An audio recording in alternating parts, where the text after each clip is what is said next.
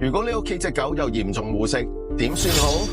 我近排就係收到個案，有個新手媽媽帶住個小朋友，隻狗嚴重護食，佢已經咬到個仔仔，老公要佢即刻送走隻狗，佢唔知點算，非常大壓力，好懊惱。我就教咗佢一個方法，就係慢慢嚟。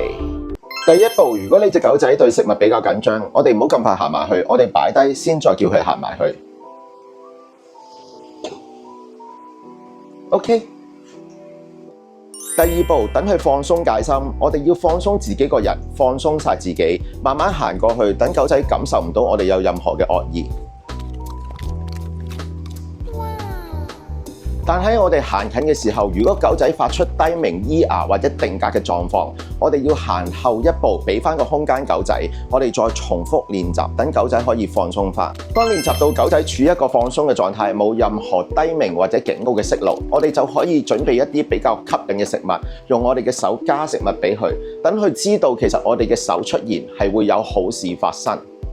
我哋每日同狗狗重複練習，佢就會對於我哋行近同埋我哋嘅手出現有一個正面嘅聯想，就會脫離咗護食嘅問題。當然，如果處理唔到，必須要揾專業嘅犬隻訓練師求助。